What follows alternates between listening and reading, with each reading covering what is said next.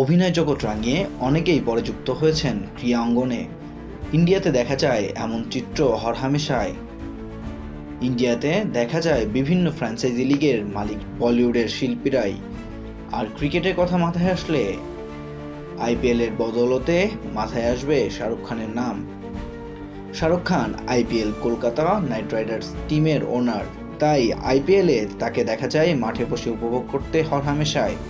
বাংলাদেশের কিং খান Indian king খানের মতোই যুক্ত হতে যাচ্ছেন ক্রিকেট অঙ্গনে। সামনে বাংলাদেশ প্রিমিয়ার লিগ বিপিএল এর আসর। দল কেনার জন্য চুক্তিবদ্ধ হয়েছেন সাকিবের কোম্পানি হরিমা খাল্লান। ঢাকা ফ্র্যাঞ্চাইজির জন্য আবেদন করেছে তার কোম্পানি।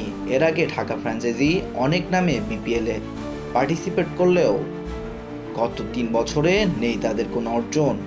এবার নতুন মালিকানা আসায় পরিবর্তন হবে ঢাকা ফ্র্যাঞ্চাইজির নামও নতুন করে কিং খান যুক্ত হয়। আশা বেড়েছে দর্শকদের মনে, হয়তো এইবার ভালো কিছু করবে Dhaka team. Text report, Ronok Hasan, EM sports.